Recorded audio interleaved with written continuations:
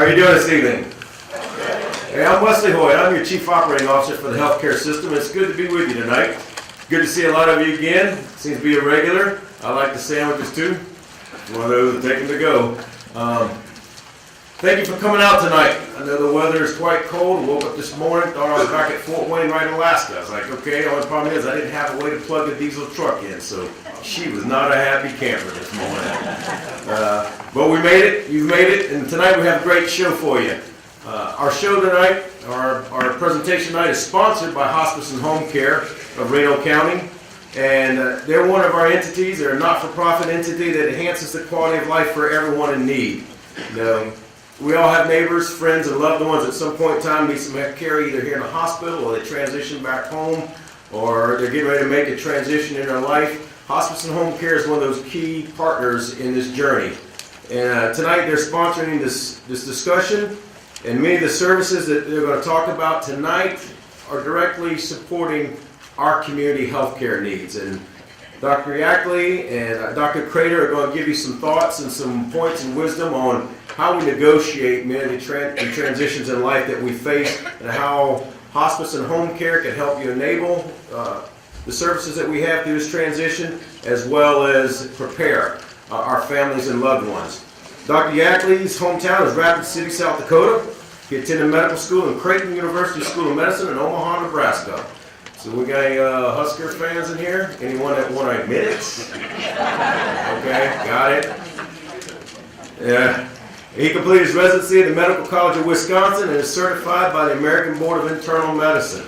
Dr. Tim Crater, raised in Birmingham, Alabama, and received his undergraduate degree from Wake Forest University. So are you a Wake Forest demon? Or are you a Bama fan? Okay, thank goodness. I thought we were going to vote him off the tribe. All right, he attended medical school at the University of Kansas School of Medicine and did his residency at the University of Alabama at Birmingham. I ask you please give me a warm welcome for our today's speakers, Drs. Yackley and Crater.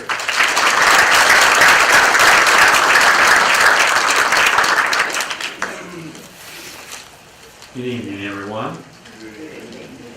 Welcome to our meeting here tonight. Hopefully we can shed a little bit of light onto some difficult topics that we all face as we approach this phase in our life. See, a lot of us are up there in our senior years. I'm glad you're still here and you came out tonight to brave the cold. One of the biggest issues that we really face nowadays is a lot of you probably are pretty aware of, or have certainly heard about hospice, but one of the up-and-coming movements is palliative care, and there can be a lot of difficulty trying to understand the difference between the two. Are they one and the same? Hospice care, as you can see, is actually care towards the end of life, usually in the last 6 months of somebody's life, whereas palliative care can be given at any time during somebody's life. Say they have a illness, let's say they're 50 and end up having a heart attack or heart failure, needed to be hospitalized, needed to go home with some additional help. That is a prime example where having palliative care come in to help their primary care physician as well as their specialist and other physicians care for them. Palliative care is also kind of I look at as a second blanket for a lot of the folks who have to use this. Certainly it's not stepping on the toes of your primary care physician or your specialist, but think of it as an extra set of eyes and ears and hands taking care of you and helping your doctors, your nurses, and your specialists care for you.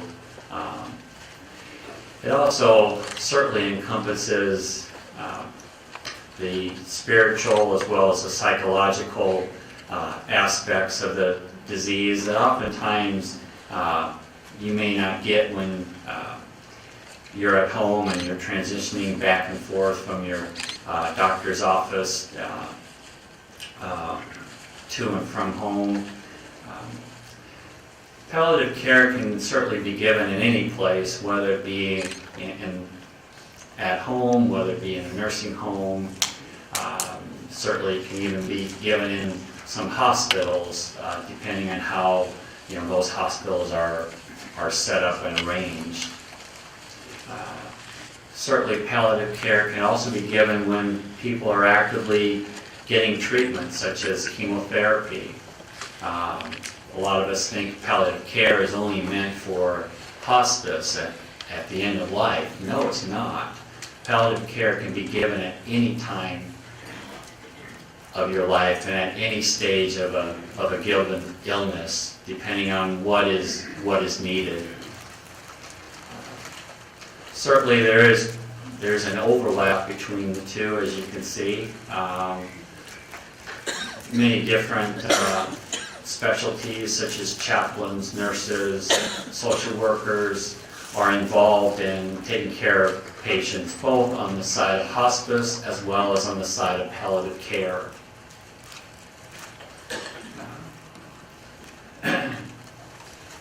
As you can see on this slide, this gives us a little bit more of hopefully a little better picture of palliative care, what it can do as your disease progresses, let's say, such as dementia or COPD or heart failure. Those are diseases that obviously are progressive, and at the very start, a person may not need much care, but as it certainly transitions later on in their life, they're going to probably need more care. And this is where palliative care certainly can come into play.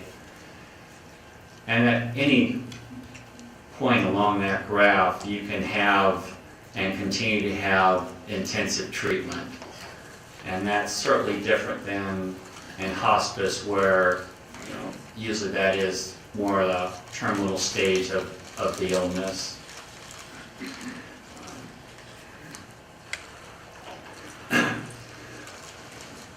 One of the things that we all face, or hopefully we don't face, but many of us will, or if we haven't already, is if we do have an illness, oftentimes we end up going into the emergency room. Some of us end up being hospitalized, maybe for a short time or maybe even for a long time.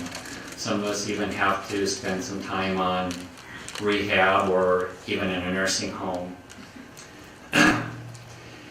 I'm sure a lot of you may have had a lot of different procedures done along the way.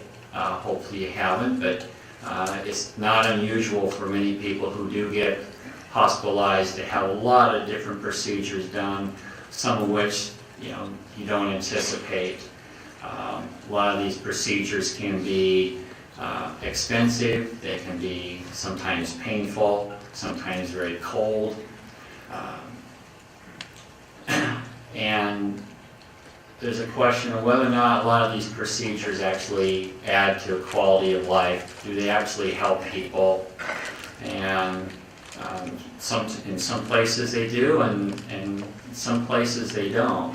And this is really one of the driving questions that we have to really ask ourselves in terms of what do we want out of life if we have a major illness and have to get hospitalized. How much do we really want to have done? Certainly you may have watched television, and maybe you have a favorite program that usually you'll see somebody gets in a bad accident, they get in the hospital, the next episode they're out walking, talking, they're looking great, nothing's happened. Wow, cool, this is what modern medicine can do. Well, yes, modern medicine can do a lot, and it certainly can, but also there's a lot that it can't do. And I think television and many other places really glorify this, and we have to kind of open our eyes and realize, hey, sometimes being on ventilators isn't necessarily adding to our quality of life. It may add to the quantity, but is that something a person really wants to have done? CPR, hopefully nobody has ever had this done. If done correctly, oftentimes it will end up breaking ribs. And if you've ever fallen and broken a rib or ribs, you know that hurts, like you know what. It is not fun.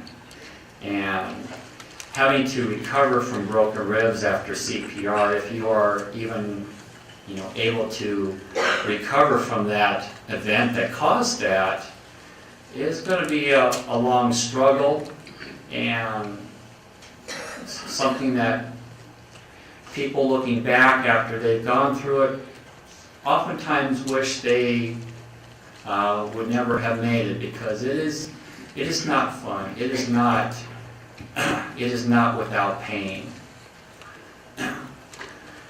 What we really strive to achieve in palliative care is actually lessen the burden of suffering and pain.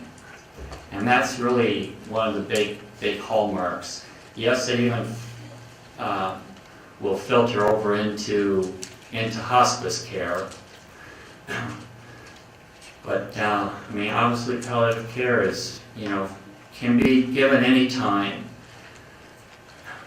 I'm going to turn this over to Dr. Crater and let him speak a little bit on some of the aspects that he has, and then there's another aspect I'd like to talk to you about, but hopefully that'll be a segue towards the end. So I'm going to turn you over to Dr. Crater. Thank you.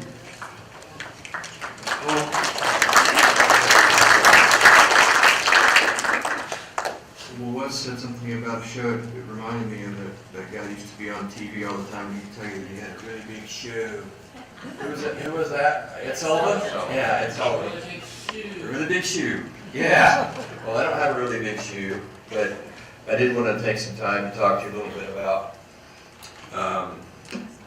integrated care and the continuing. This slide is actually, it's complicated if you look at it and try to make sense of it, but it does make sense, and it has a flow. Before I talk about that, I'd like to say a little bit about Dr. Yackley. Dr. Yackley is board certified in hospice and palliative care. I don't know how many of you have had the pleasure of making his acquaintance. He's been my partner for, 15 years? Yeah, 15 years. He's been subjected to me for 15 years. I can tell you that as far as people who care, who are kind, the paradigm of a physician that you would want to have at your bedside, Dr. Yackley is an excellent example. Francis Will Peabody, who was a Harvard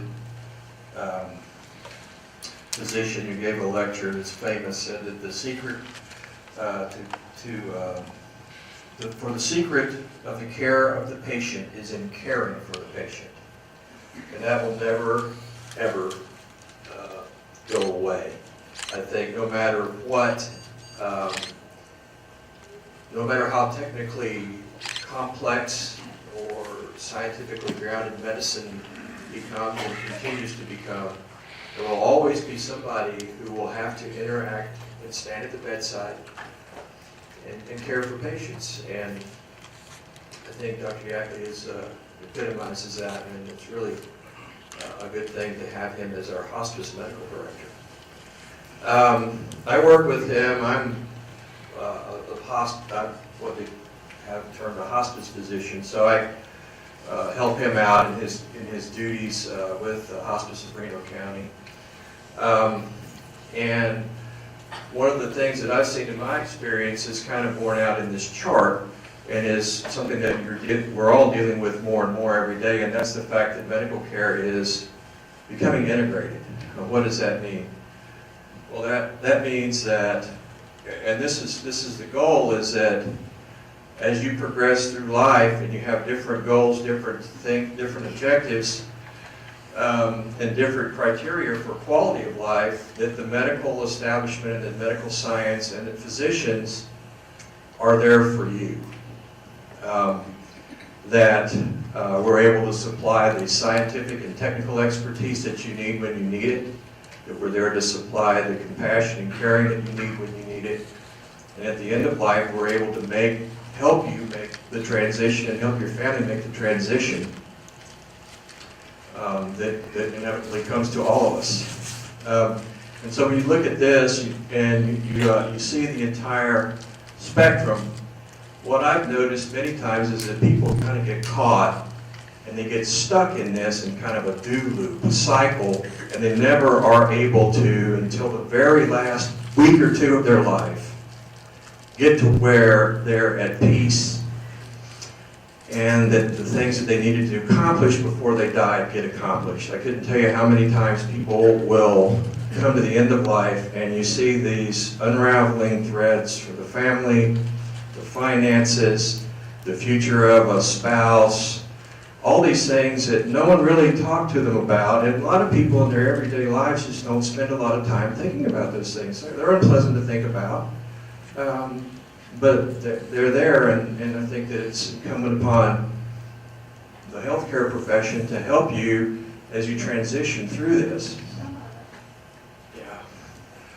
So, we start out in the care cycle with screening, and that's stuff like colonoscopies, mammography, preventive health. So we're trying to keep you healthy on the front end, detect potential diseases before they really start to affect the quality and the length of life. So you go through that screening phase, and sometimes you have things that you don't even know you have, not like diabetes, like heart disease, until you have a problem. A colon polyp, an abnormal lesion in the breast. And so we tease all these out with screening tests and preventive medicine. That's very important on the front end. Over time, people have problems. They present with diseases, and they go through a diagnostic process. The reason we want to diagnose a disease is so that we can do several things. First of all, what is causing the problem? What is the prognosis or the anticipated course of the disease? And what can we do to affect that?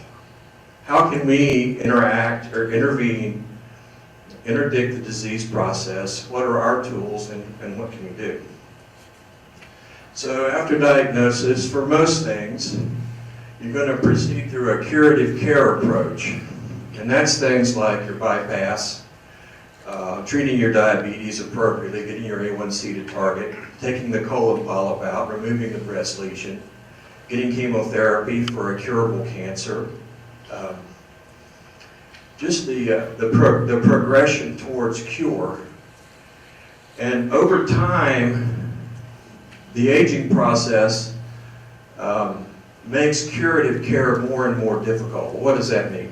That means that physiologically, if you're diagnosed with a disease at 40, or you're diagnosed with the same disease at 80, even though it's the same disease, your prognosis is probably not going to be the same depending on what type of disease it is. Classic example of that is prostate cancer. At 40, that's considered an a disease that's appeared in a young age is aggressive and should be treated aggressively. At 80, we know that a lot of men have prostate cancer. It goes undetected until they die. Post-mortem finding. It's not a factor in their quality of life or their length of life. So two different approaches to the same disease process. So as we go along this spectrum, what we hope to encounter is a combination of palliation and cure. But as people get older, and that's what course of illness is implying, is that as you're going along in time with your disease processes, they become more and more of a burden. They're more difficult to manage or cure. And so you want to start thinking about how you're going to maintain or improve quality of life in the face of a disease that's causing decline. That's when you get into the palliative care or hospice model that we like to see integrated. Mark and I deal a lot with patients who haven't had any kind of discussion or any attempt to integrate palliation, pain management, quality of life questions. It's all been about cure, cure, cure. You need this surgery, then you need this, then you need this, then you need this. And when you back up and look at things in a totality kind of approach, yeah, a whole lot's been done to the patient, but not a whole lot's been done for the patient. And there's a huge difference.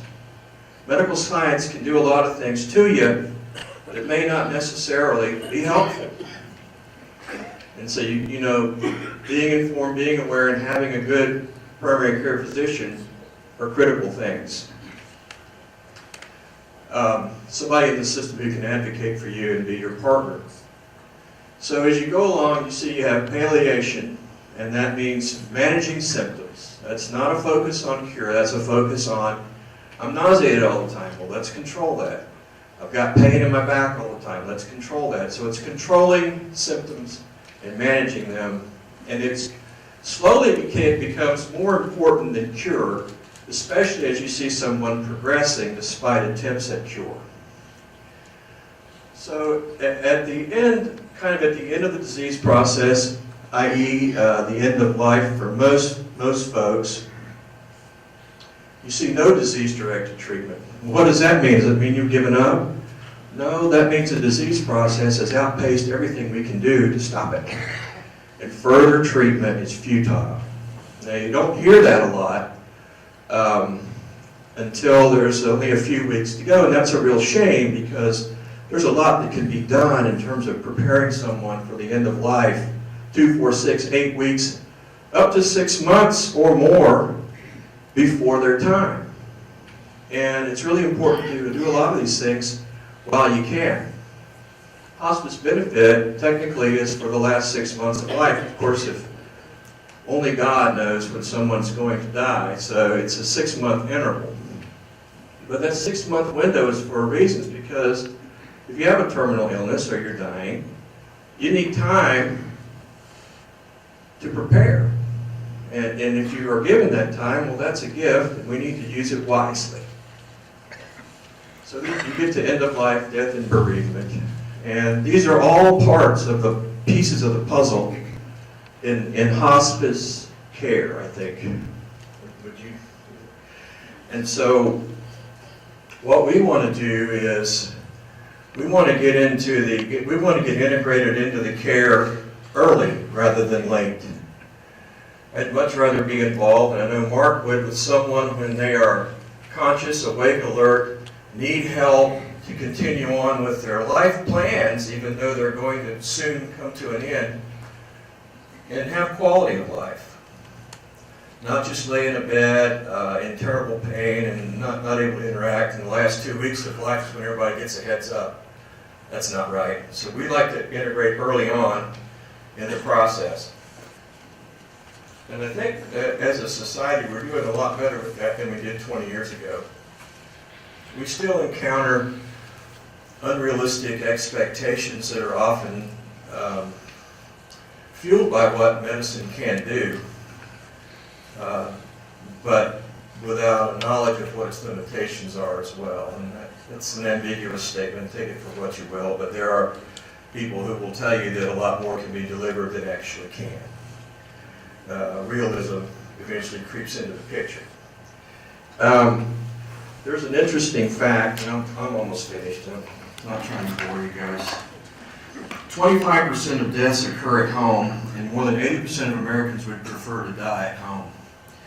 So we have an awful lot of people dying in the ICU, as Dr. Yackley alluded to, in acute care settings, when if you look back at what was done and what could be done, and at what point we should have made the transition, well, they should have been home by then, with a more realistic care plan than what they got.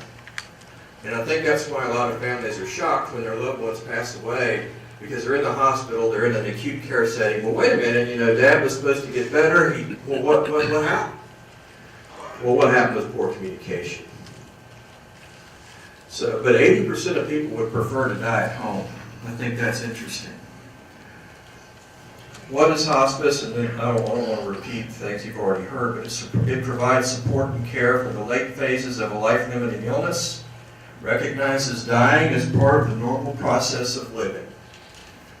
It's an undeniable fact, death and taxes, the two undeniable facts of being a human being.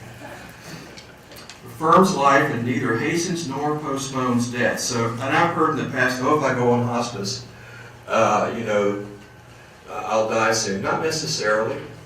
Hospice is a program that's supposed to maximize the quality of your life and improve your interactions with your loved ones. And so it all depends on how things are going. Yeah, you've probably seen people that went to hospice and died quickly. Well, that's the continuum of care problem I'm talking about. They left the ICU and went to hospice. Okay? That doesn't work.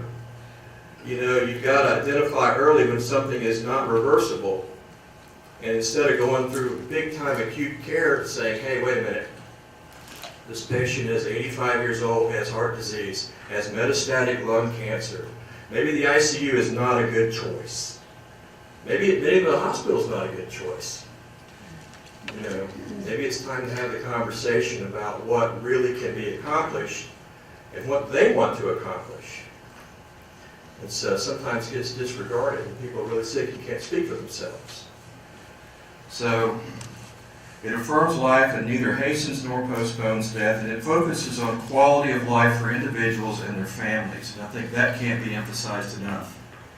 The family component of the dying process is critical. And I say that because I see it happening. I see it happen in a lot of different ways. I see it happening in a good way, where families are highly involved, and then I see people who die alone, and it's very sad.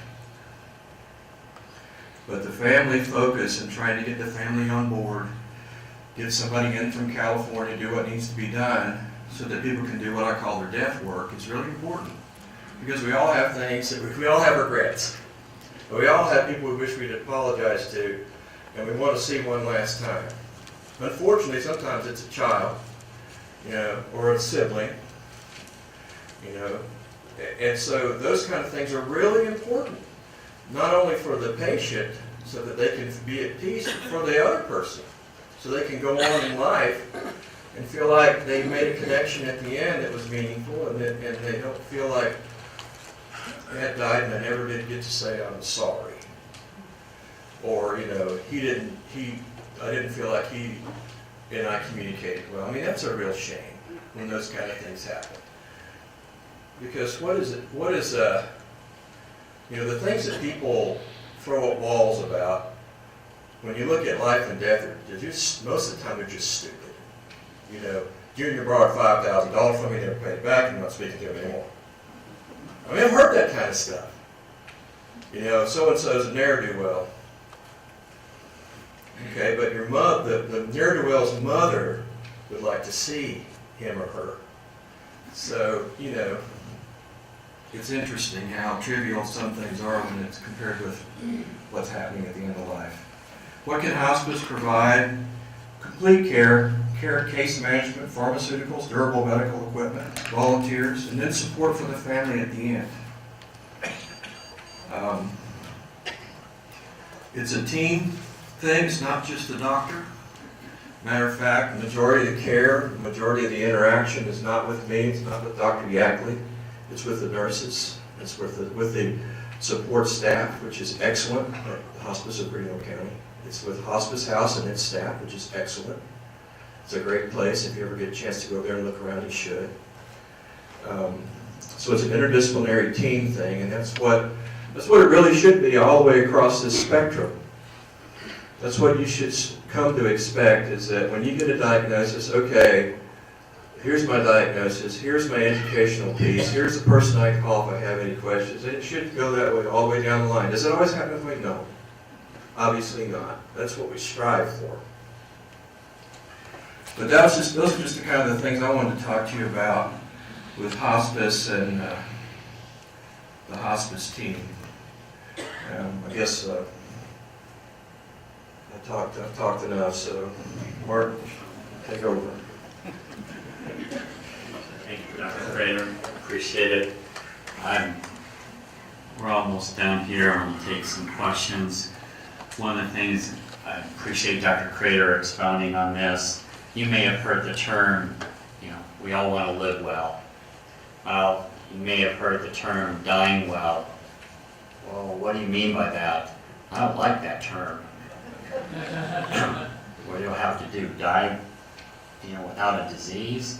No, the term dying well is just what Dr. Crater had mentioned, is we really want to, take the time to get our, make sure we get our affairs in order, make sure that we really look at our lives, make sure that we're talking with our families, trying to make sure that we can look back on our lives and have really no regrets. And this is really kind of the focus of, my statement, dying well. I mean, we're all, you go to the doctor, we're all preaching, you gotta live better, you gotta quit smoking, you gotta exercise more, get your diabetes under control.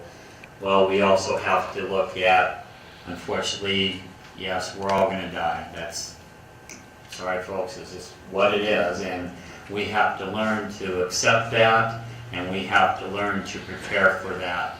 Nobody likes to do that, but I think we can really make things easier on ourselves, on our families, and society as a whole. If we try to adopt this attitude and hopefully try to make our life as complete as possible.